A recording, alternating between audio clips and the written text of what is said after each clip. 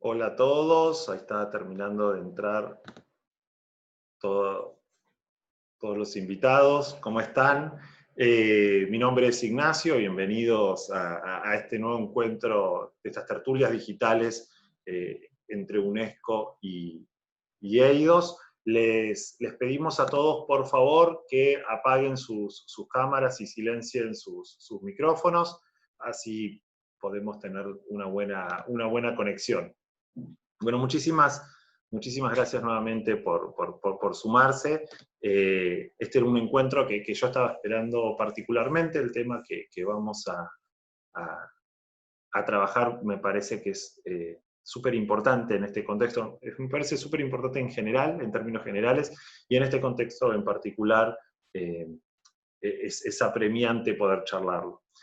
Vamos a estar entrevistando a Carlos Vargas. Carlos es sociólogo, magíster en educación humanista y doctor en innovación educativa y aprendizaje a lo largo de toda su vida. Actualmente se desempeña como jefe de la Unidad de Desarrollo Docente de la Oficina Regional de Educación para América Latina y el Caribe de la UNESCO, desde la cual coordina también los temas de equidad e inclusión y aprendizaje a lo largo de la vida. Anteriormente, Carlos se desempeñó como oficial principal de proyectos en la División de Apoyo y Coordinación de la Agenda Educación 2030 en la sede de la UNESCO en París. Además de unirse a la UNESCO, Carlos trabajó para organizaciones de la sociedad civil, gobiernos locales y universidades en México y Europa, combinando tareas de investigación, análisis e implementación de planes y políticas educativas. Su investigación y publicaciones se centran en la relación entre la educación, los derechos humanos, el bienestar y la justicia social. Bueno, muchísimas gracias, Carlos, por acompañarnos hoy. Es un placer tenerte aquí. Quería arrancar, mientras estamos esperando que se terminen de sumar participantes. En primer lugar, tenés un recorrido súper interesante, has estado en América Latina, en Europa. Antes que eso, ¿cómo llegaste primero a la educación? ¿Qué fue lo que te convocó del mundo educativo? ¿Por qué ingresaste en este mundo? Gracias Nacho por la invitación. Y bueno, mi arribo al mundo educativo empieza justo digamos, mi primer ejercicio profesional en la sociología, que tenía que ver con estudios de pobreza y también de desarrollo humano. Hicimos hace muchos años ya el primer informe de desarrollo humano en México. Yo soy mexicano. Y uno de los factores que explica el desarrollo humano en una tercera parte, y creo que podría ser más, es ciertamente la educación, ¿no? Es decir, en la medida en que las personas, como lo definía Amartya Sen, cuando definía el desarrollo humano, definía como aquellas capacidades reales que tienen las personas para proveerse de oportunidades con el fin de lograr un bienestar subjetivo y colectivo. Entonces, bueno, eso que al final de cuentas se traducía en un índice de desarrollo humano, tenía un componente de capacidades, es decir, de conocimientos, de aprendizaje muy importante. Y los estudios de pobreza lo demuestran, y creo que hoy vamos a hablar un poquito de esa articulación entre pobreza y educación. Se muestra obviamente cómo la educación es un arma potente para el desarrollo, para combatir la pobreza y sobre todo para plantearse nuevos escenarios de mayor bienestar, de mayor justicia social, de mayor participación de todas y todos como ciudadanía mundial, ¿no? Entonces, bueno, por ahí empieza mi acercamiento a partir de los estudios de pobreza, de los estudios de desarrollo, y poco a poco me fui especializando en temas de educación, de política educativa, de educación y justicia social, que nos lleva un poco al tema de este seminario, ¿no? Es decir, la inclusión y la equidad, no solamente como prerequisitos, sino también como disparadores de la justicia social en educación. Bien. Bueno, entonces, comenzando desde ahí, en primer lugar, lo que quería saber para para estar todos en un mismo punto de partida. ¿Qué entendemos por una educación que se considere inclusiva, ¿no? Tradicionalmente, cuando uno hablaba de educación inclusiva, se pensaba en términos de personas con capacidades diferentes y demás, pero es un término mucho más amplio y mucho más rico, me parece. Ciertamente.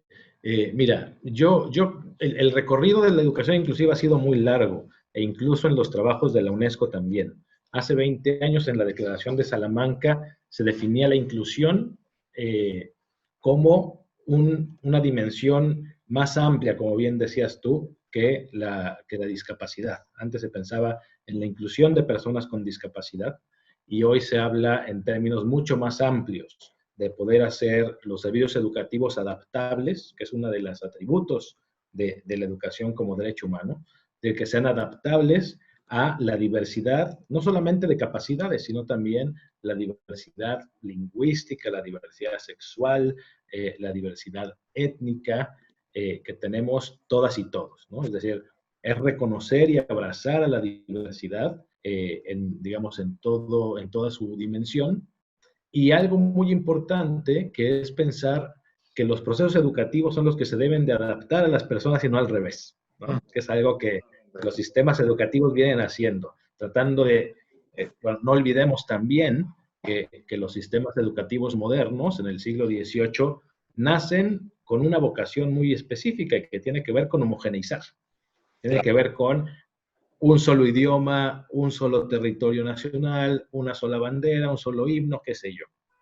Pero esta vocación de homogenización justamente hizo que los sistemas educativos perdieran, digamos, de vista la diversidad que existe en las poblaciones, ¿no? Y estas, como decíamos, desde la lengua de instrucción, desde cómo están representadas o representados o no ciertos actores, ¿no? Buena parte de los estudios de género, de la revisión de materiales educativos, dan cuenta justamente de cómo, por ejemplo, las mujeres son subalternizadas en Claro. términos de la historia de un país, en términos de sus propias contribuciones.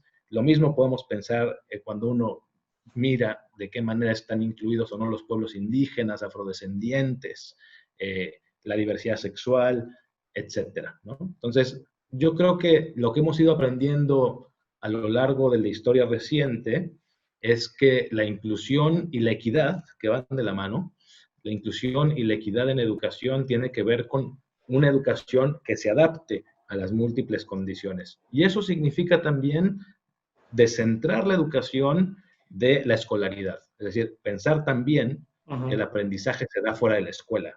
Y eso, digo, eso es una verdad de perogrullo, no es algo que hayamos descubierto hoy.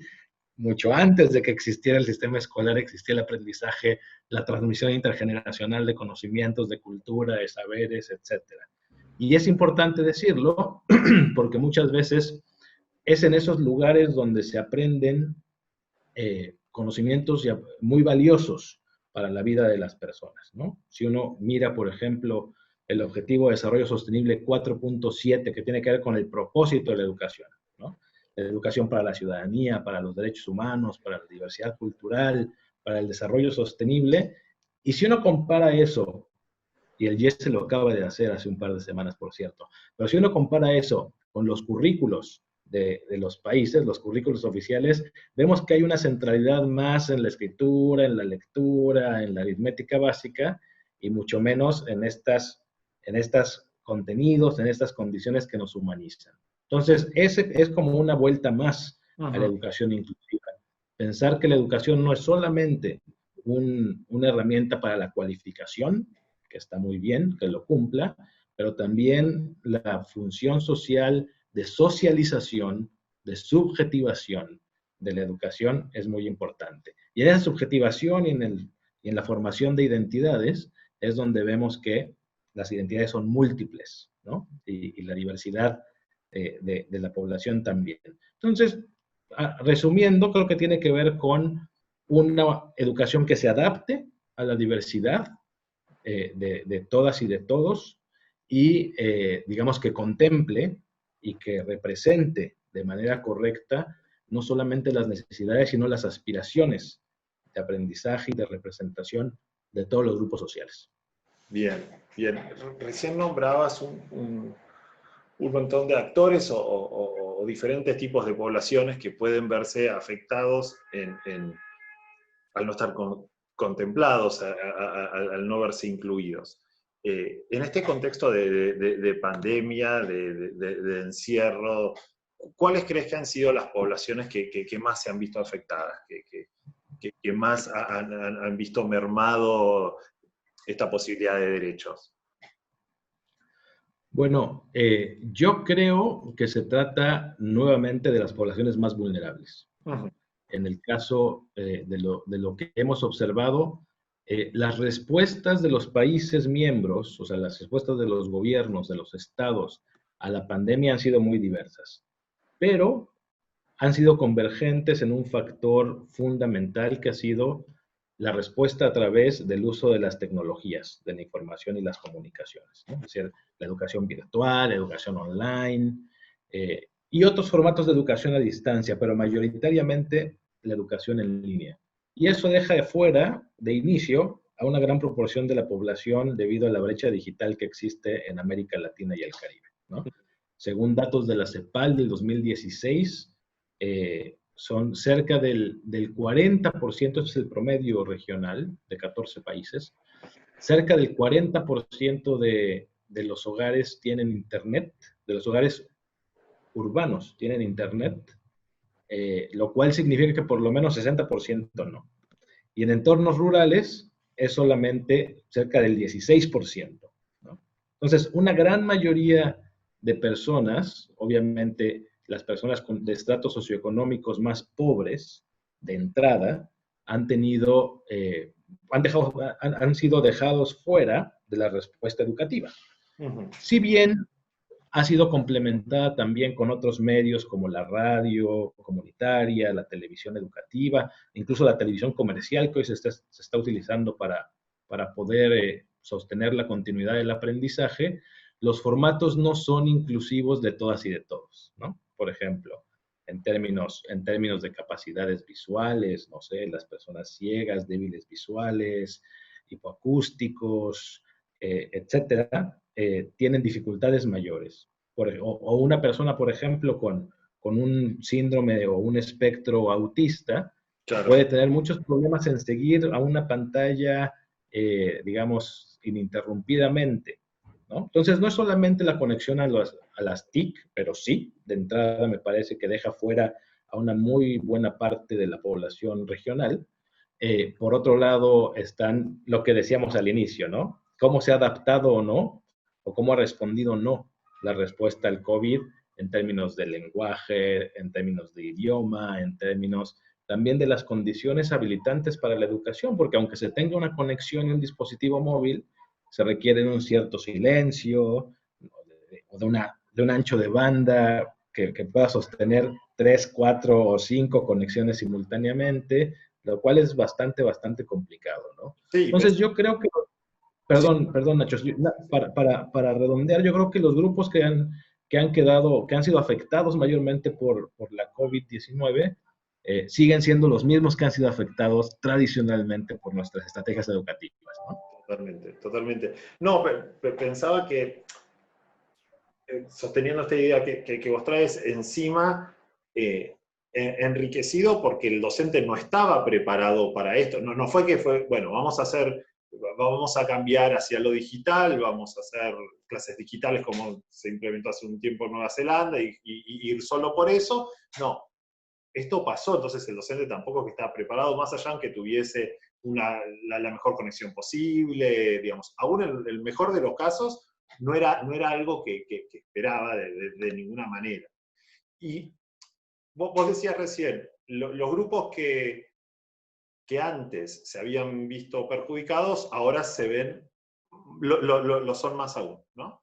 Pero vos crees que ha aparecido algún tipo de dificultad nueva a afrontar en función del encierro? Pienso en esto, en el ejemplo que vos decías. Bueno, una persona con un trastorno de un espectro autista requiere una serie de cuidados. Ahora todo eso encima le sumamos que no puede salir de su casa en muchos países o en casi todos en algún momento.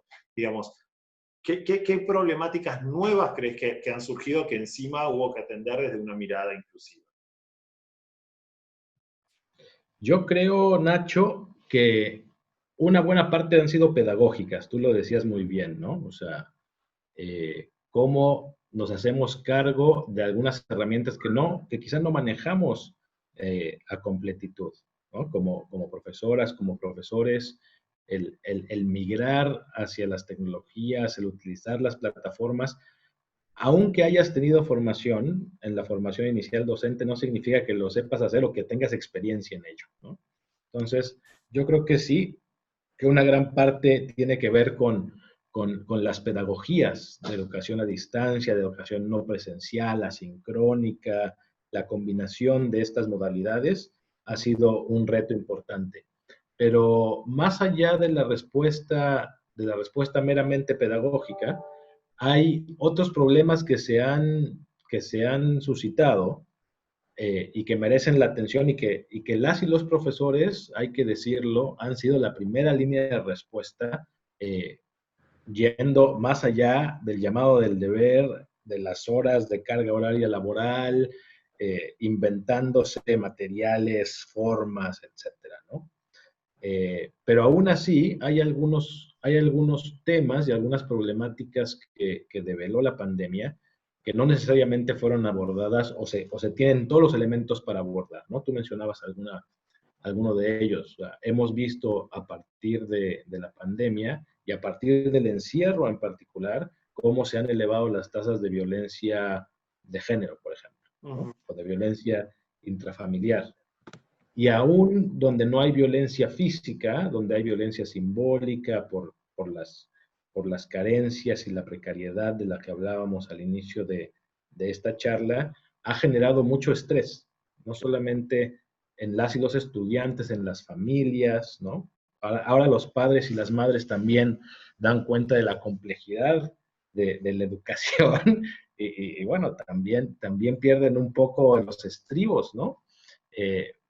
Más los propios profesores que ahora son profesores de sus hijos, de sus clases, etcétera. Ser docente aparte en el espacio del encierro de tu casa. Yo lo cuento bastante cuando doy clases. Yo tengo una hija de 5 años y de pronto es, bueno, se incorpora mi hija a una clase que puedo estar dando porque estamos compartiendo el lugar y demás. Me parece muy interesante esto que traías al principio de cómo queda en evidencia la escuela como espacio de sociabilización y de contención, porque justamente haya habido un aumento en la violencia doméstica, violencia de género, digo, en estos casos, hace un año, en la escuela algún tipo de respuesta encontraba, algún tipo de contención y de escucha iba a haber por algún profesor, algún maestro, alguien de equipo de orientación escolar, con un psicólogo, no sé. Todo esto me parece que es muy fuerte y que ha desaparecido. Bueno, no ha desaparecido, pero se ha visto mermado. Y vos recién, y me parece súper importante, revalorizabas el rol del docente. Como el docente, que muchas veces es castigado y muchos expertos hablan de educación y dicen, pero hay mucha gente que se formó y que se dedica a eso día a día y trabaja un montón en ese tema. Está haciendo todo lo que puede y todo lo que puede es muchísimo también, ¿no?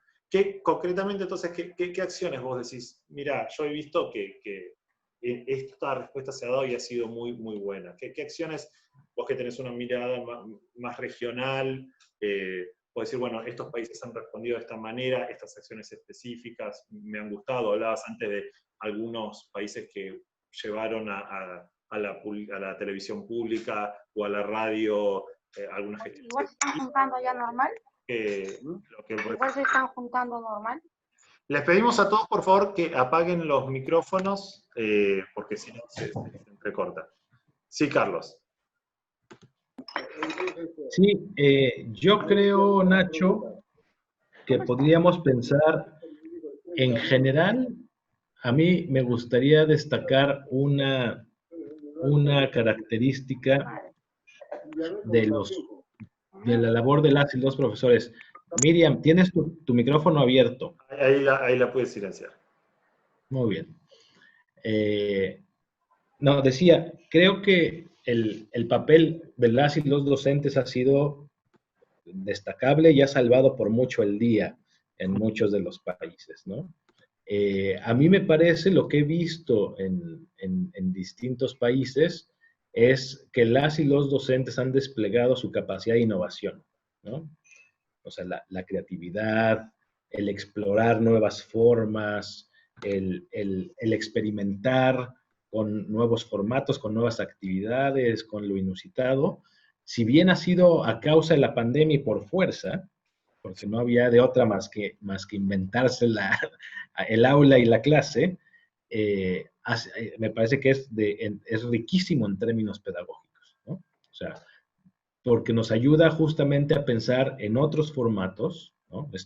No en esta educación que es de 12 a 1 y con asignaturas y con una cuadrícula y una malla curricular impenetrable, inflexible, ¿no? Eso se ha roto y ha dado lugar a la innovación y a la creatividad de las y los docentes. Y yo creo que no siempre se tienen esas condiciones, ¿no? O sea, encontramos unos sistemas educativos que no privilegian la agencia ni la participación de los docentes. Entonces, lo que vemos ahora es que esto nos demuestra cómo nuestros sistemas educativos deben de cambiar, no para que limiten, sino por el contrario, para que potencien esa capacidad de innovación, esa creatividad del profesorado, ¿no? Y que lo fomenten no solamente haciendo más flexible e implementando mecanismos de participación, sino también el saber docente, es decir, cómo se puede teorizar a partir de las prácticas, ¿no? En definitiva, para que las y los profesores no sean vistos como implementadores de currículum solamente, sino para que sean vistos como policy makers, como compañeros en la labor. Claro. Y en ese sentido te quería consultar, ¿cómo consideras que se pueden llegar a producir estos cambios a futuro? ¿No? Hablabas, bueno, también desde el pensar políticas nuevas, también echándolo con lo anterior que decías, cómo hacer para que haya un diálogo más fluido entre la escuela institucional, los espacios de formación más tradicional, con espacios de formación alternativos, que hay un saber que funciona claramente. ¿Cómo podrían empezar a pensarse estos cambios y empezar a producirse? Bueno, yo creo que la clave está en ver, más allá de la resiliencia, ¿no? Más bien la capacidad de adaptación y de transformación de los sistemas, ¿no? Es decir, y esto es muy importante en términos de equidad e inclusión, como decíamos al principio de la charla, porque muchas veces los sistemas educativos están diseñados para excluir, es decir, son excluyentes por defecto, por diseño, ¿no? O sea, lo vemos en las pruebas de selectividad entre la primaria y la secundaria, entre la secundaria y la media, entre la media y la universidad, esta suerte como de competición, ¿no? de competitividad, le imprime un dejo a la educación de algo que no queremos que sea, ¿no? Queremos que sea todo lo contrario, un proceso, como decíamos, de socialización, un proceso de diálogo, un proceso de florecimiento de las diversidades y de las capacidades humanas. Entonces yo creo que nos deja la pandemia buenas lecciones para hacer cambios en ese sentido. Darnos cuenta de cuáles son digamos, los elementos que excluyen del sistema educativo para irlos cambiando, ¿no? Hemos visto algunos ejemplos que se han tomado, por ejemplo, con las pruebas estandarizadas, que se han tenido que suspender o que se han tenido que retrasar, y también eso nos dice mucho acerca de cómo organizamos la educación, ¿no? Tenemos una organización, pues, decíamos, muy inflexible de grados escolares, y en este grado tienes que aprender esto, y si no lo aprendes te regresas, y hasta que no lo aprendas no pasas, etcétera. Que la verdad no es como se dan los aprendizajes en la vida real. Tenemos todo muy cuadriculado. Que está comprobado que no es un método eficaz, digamos. Claro. No es que encima el alumno, por esta rigidez, aprenda mejor o llegue a los contenidos. Termina funcionando más como sistema de castigo claro. Recién hablabas un poco de los niveles, vos ves que hay algún nivel que se haya visto más afectado por la pandemia, me refiero, digamos, yo veo que el nivel secundario o primario puede dar más respuestas, a veces el nivel inicial, que es tan físico, que tiene tanto que ver con el contacto, se vio muy afectado. ¿Qué es lo que vos podés observar al respecto? Sí, yo creo que el grueso de la respuesta estuvo centrada en la educación primaria y secundaria, sobre todo la secundaria baja, y no así en la educación preescolar. Ciertamente, la educación preescolar ha tenido muchos menos mecanismos para poder asegurar la continuidad educativa, ¿no? Y dentro de la educación preescolar incluso los distintos niveles de 0 a 3 o de 3 a 6, ¿no? Porque, por un lado, porque es presencial, mayormente porque hay reservas acerca de cuándo inicias en las tecnologías a una niña, a un niño de 4, de 5 años, ¿no? Etcétera. Eso por un lado, y porque dependen mucho más, por tener menos autonomía, dependen mucho más del tiempo de los padres, de las madres, etcétera. Pero también vemos alguna afectación en las transiciones, justamente entre primaria y secundaria, entre secundaria y media, y mayormente, creo yo, entre educación media y universitaria. Allí es donde estamos viendo grandes gaps, pero lo importante es, me parece a mí lo más interesante, ver por qué.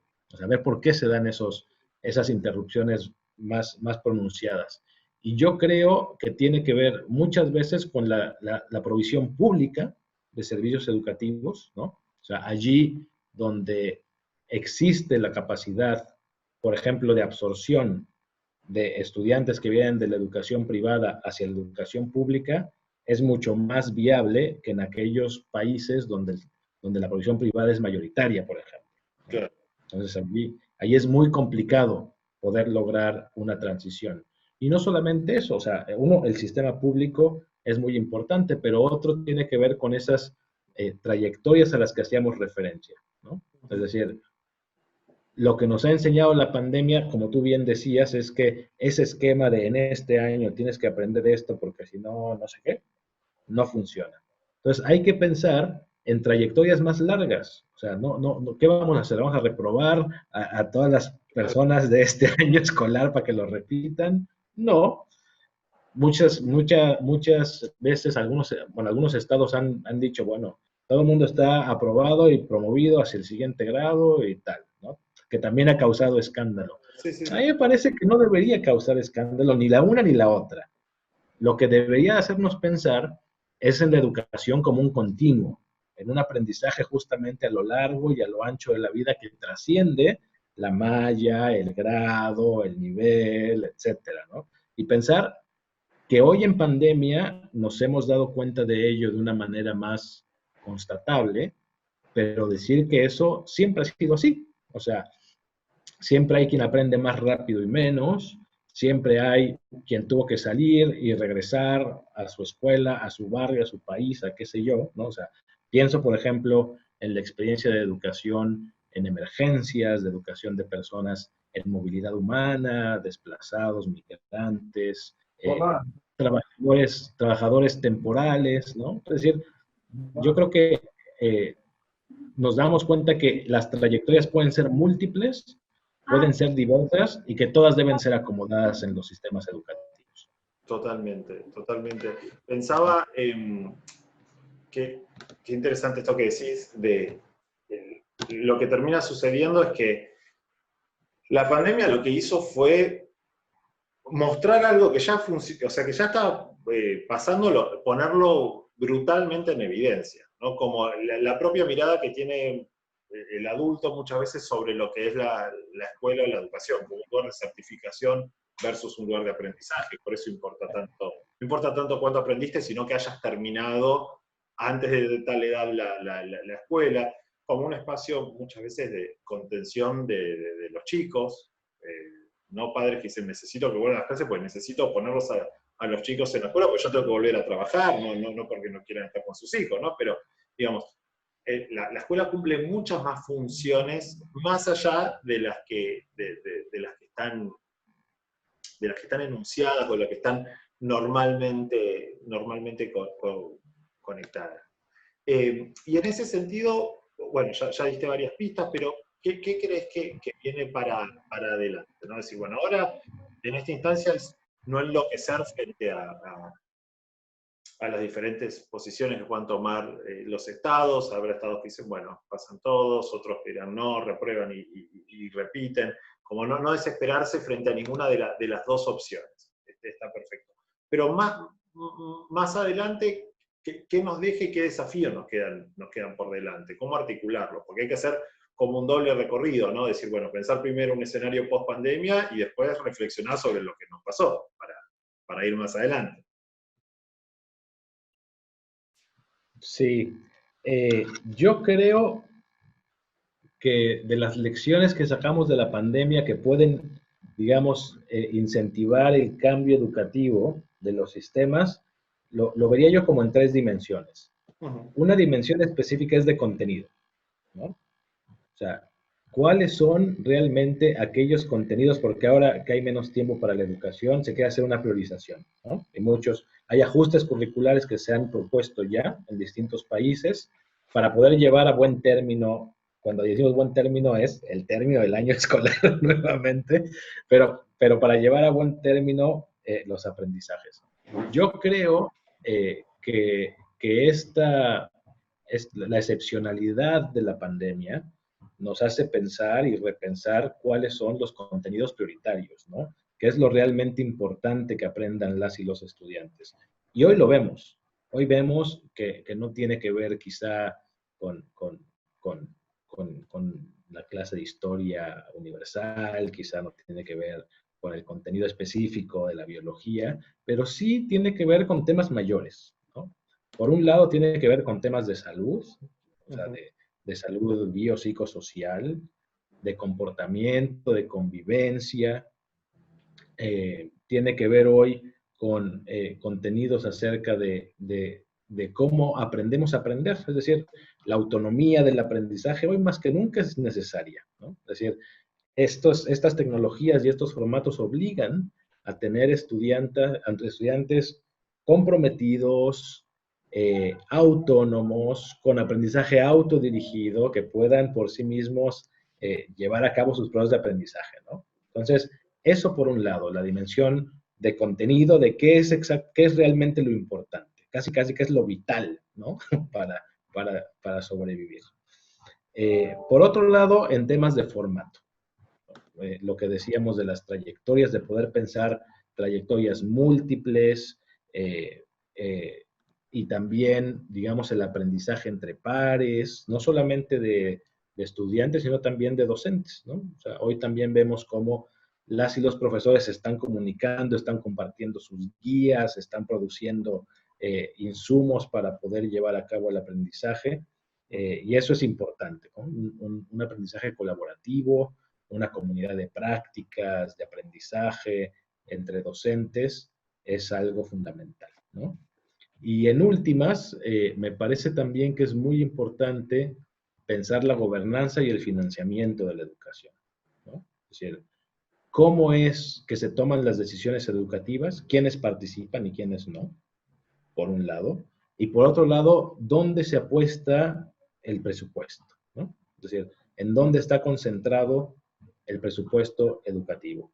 Y creo yo que esta pandemia nos llama digamos, a redistribuir los presupuestos públicos de manera tal que den cuenta de algo que siempre hemos argumentado desde los sistemas educativos, es decir, de cómo se articulan para poder promover la continuidad, para poder promover una educación de calidad, se articulan factores educativos con factores sociales, con factores de protección, con factores de trayectorias continuadas, ¿no? Entonces allí lo que tú decías al principio es muy importante, o sea, pensar que la escuela que hoy no es, ayer sí fue el centro de protección, ¿no? Total. Para muchos estudiantes es el almuerzo asegurado, ¿no? O sea, los programas de alimentación escolar que se tuvieron que suspender, tienen ciertamente un impacto sobre el bienestar de las familias, ¿no? Uh-huh. Un espacio seguro, un espacio habitable, un espacio libre de violencia, etcétera. Entonces, eso tiene que volver, o sea, seguimos pensando que la escuela es una institución fundamental, pero creo que estamos en la encrucijada de poder repensarla, de poder repensar cómo distribuimos nuestros esfuerzos, cómo se distribuye el financiamiento para llegar a las y los más vulnerables, ¿no? A fin de cuentas, para cumplir esta meta de no dejar a nadie atrás, que es el eslogan de la Agenda 2030 de Desarrollo Sostenible, ¿no? En ese sentido me parecen súper interesantes estos tres nodos de trabajo que propones. Pensaba, en el primero, en lo referido a los contenidos. Qué complejo es redefinirlos, porque aparte está muy vinculado a este último punto, al pensar el refinanciamiento, en realidad es poner a la educación en agenda nuevamente, en la agenda política de cada estado, ¿no? Pero digo, cuando hablamos de redefinir contenidos, a veces, y esto es muy personal, pero es como una mirada tal vez equivocada, pero siento que se le demanda a la escuela que enseñe todo. Como hay que enseñar educación vial, que lo haga la escuela, hay que enseñar a lavarse los dientes, que lo haga la escuela, y hay que enseñar historia, que lo haga la escuela. Y en ese todo se termina de poder profundizar y de poder pensar en la subjetividad del otro. Vos hablabas al principio de la charla de la mirada en la particularidad y en la historia personal, ¿no? Casi personal de cada pueblo. Digo, ¿por qué en los estados yo puedo ver sobre, no sé, la historia europea de hace 400 años y no veo la historia de mi pueblo hace 400 años atrás? ¿Qué pasa con eso? Entonces, ahí hay como, me parece, un desafío muy, muy potente por delante, y no sé hasta dónde puede la escuela también cumplir ese rol, ¿no? Por esto que te decía, temor a, che, no le estamos pidiendo un montón a la escuela. No sabría cómo resolver esa tensión. Sí, sin duda. Yo creo, en 2015, en la UNESCO publicamos un libro pequeño, pero potente, que se llamaba Replantear la educación hacia un bien común mundial. Y fue muy importante esta publicación, y está en línea, la pueden encontrar en UNESDocs, que es la biblioteca virtual de la UNESCO. Y esa publicación fue muy importante no solo por sus contenidos, sino porque llegó en el momento en el que se estaba fraguando la Agenda 2030. Ajá. Fue un poquito antes del acuerdo de Incheon, en el que se hace el ODS 4, en el que se plasma la meta educativa, garantizar una educación inclusiva, equitativa y de calidad para todas las personas, con oportunidades de aprendizaje a lo largo de la vida. Antes de eso, en la discusión, estuvo esta publicación, que planteaba, como hemos hecho siempre en UNESCO, la educación como un bien público y como un derecho humano, ¿no? Eso lo sabemos sin duda.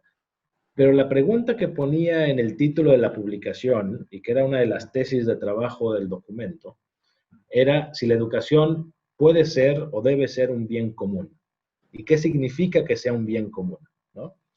Y justamente significa eso, significa que la educación no es tarea exclusiva de la escuela, no es cosa solamente de estudiantes y profesores, ¿no? Sino que la educación es un asunto público del que nos encargamos todas y todos. Entonces, en ese sentido, la escuela juega un papel y le podemos dar su justa dimensión, pero el aprendizaje es mucho más que la escuela, ¿no? O sea, trasciende por mucho a la escuela. Buena parte de lo que aprendemos en nuestras vidas, lo aprendemos fuera de la escuela, no es adentro de la escuela donde lo aprendemos, ¿no? Y entonces allí habría que pensar de qué manera nos hacemos responsables de eso que nos toca como padres, madres, hermanas o hermanos, colegas, compañeros de trabajo, vecinos, etcétera, para que los distintos entornos, más allá de la escuela, sean entornos de aprendizaje, ¿no? Y hay muchas iniciativas a ese respecto. Están las ciudades de aprendizaje, están las comunidades, por ejemplo, que hacen uso educativo de otras instituciones que están allí y que tienen ciertamente un rol educativo, la familia, que es la primera, ¿no?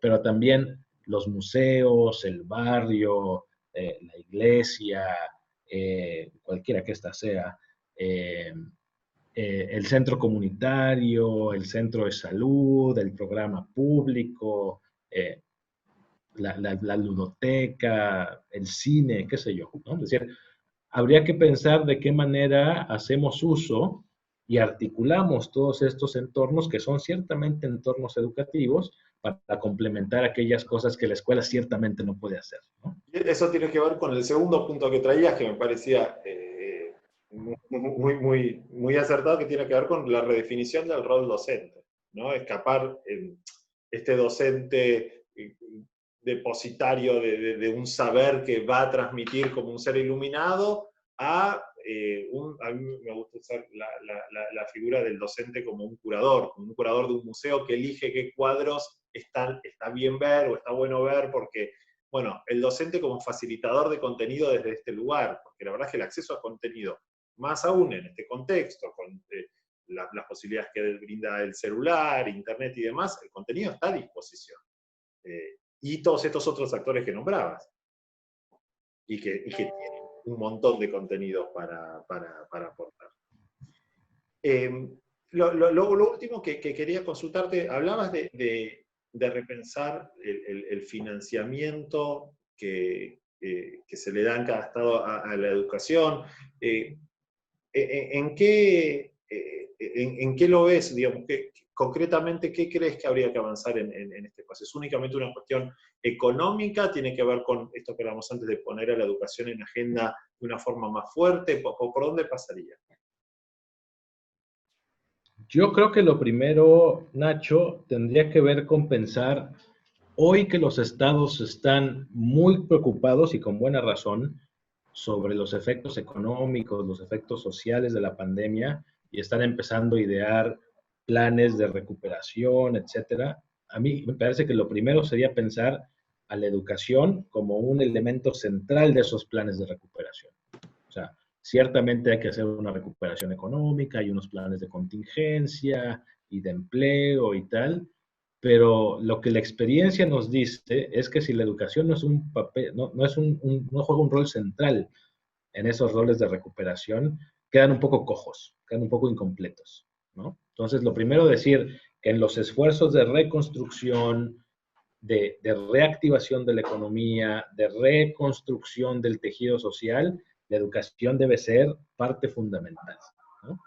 Y en segundo lugar, acerca de cómo redirigimos los esfuerzos y el financiamiento de la educación, me parece muy importante hacerlo digamos, con conocimiento de causa, ¿no? O sea, sabemos que vivimos en la región más desigual del mundo, o sea, es la región que tiene las mayores inequidades, no solamente económicas, sino también educativas que van de la mano, y que los esfuerzos tendrían que redistribuirse así. O sea, se trata tanto de la redistribución de fondos para priorizar el desarrollo de los menos favorecidos. Y eso, ojo, que es algo que se comprometió a nivel global. O sea, si uno lee la Agenda 2030, que se llama Transformar Nuestro Mundo, cuando se signó por 195 países, y uno lee el marco de Inchón del objetivo, es decir, para la implementación del Objetivo de Desarrollo Sostenible 4, están definidos quiénes son los grupos definidos y está el compromiso internacional de los países de priorizar el desarrollo de esos grupos, ¿no? Estamos hablando de pueblos indígenas, estamos hablando de la población en pobreza, estamos hablando de las mujeres, estamos hablando de la diversidad étnica, lingüística, sexual, de discapacidad, de migración, etc. Entonces, habida cuenta que han sido los grupos que han estado históricamente marginados y que en términos de equidad se requiere emparejar la cancha, habría que tener una prioridad en el gasto público para estos grupos que la tienen más difícil, ¿no? Claro. Y como decimos, que requieren de otros apoyos más allá del educativo, de programas sociales, de programas de vivienda, de programas de transporte, etcétera, etcétera, etcétera, ¿no? A fin de cuentas, creo que eso puede hacer que la educación sea justamente más inclusiva, más equitativa y que la calidad esté dada también por la representación de esas personas en los contenidos de la propia educación. Una anécdota para ejemplificar. Acabamos de publicar el GEM Report, el Global Education Monitoring Report, el informe de seguimiento de la educación en el mundo, que da cuenta del avance del ODS 4 de todos los países del mundo. Se publicó hace un mes más o menos, mes y medio, y en nuestra oficina estamos trabajando en un informe regional que va a ser para América Latina y el Caribe, que vamos a lanzar en noviembre. Estamos todavía editando los últimos capítulos. Pero algo que observábamos en ambos informes tenía que ver con la representación. Por ejemplo, lo que ya decíamos, ¿no? Cómo están representados ciertos grupos en los materiales, en la historia, etc. Pero si uno se da, por ejemplo, cuenta de quiénes son las y los profesores, ¿no? O sea, vemos que hay una falta de identificación también, porque muchas veces esa diversidad no está en el claustro docente. Totalmente. ¿No? Y mucho menos en el claustro directivo. Claro. Porque ponele que algún docente, pero el tema es, bueno, ¿quién es la cabeza que va a liderar? ¿Me representa o no me representa? Bueno, Carlos, ya estamos en hora, no quiero robarte más tiempo, quiero agradecerte profundamente tu generosidad, la verdad que me parece sumamente interesante los puntos que traes, me pareció muy, muy rico poder bajar a espacios de trabajo concretos, algo que uno podría decir en medio etéreo, bueno, la inclusión es buena, sí, claro, es como, vamos a estar todos rápidamente de acuerdo, pero me parece que hay como puntos específicos de trabajo que está bueno pensarlo también para los docentes, para que lo pensemos en nuestro quehacer cotidiano, y que los has traído y que fueron clarísimos. Así que por mi parte, muchísimas, muchísimas gracias. Estaba leyendo el chat, hay un montón de comentarios. Hablaban de que rescato uno que me pareció muy interesante, que dice aprovechar esta pandemia para que cuando volvamos a la escuela física se fortalezca el vínculo escuela-familia para fortalecer la cohesión comunitaria. Un poco lo rescaté porque era esta idea que vos venías trayendo. Así que te agradezco nuevamente un montón y bueno, muchas gracias por tu tiempo. Gracias a ti, Nacho, y gracias a todas las personas que participaron en el seminario. Un placer. Muy bien. Al resto los invito a todos. En 2 semanas vamos a seguir con nuestras tertulias. El próximo tema que vamos a trabajar es sobre liderazgo en esta época de crisis y de pandemia. Recién hablamos de docentes y de equipos directivos, así que es un tema que se va a tocar. Les dejo aquí el link, lo estoy copiando, y les dejo el link para que se puedan inscribir a nuestra próxima charla. Muchísimas gracias, Carlos, nuevamente, y estamos todos en contacto. Adiós. Muchas gracias. Hasta luego.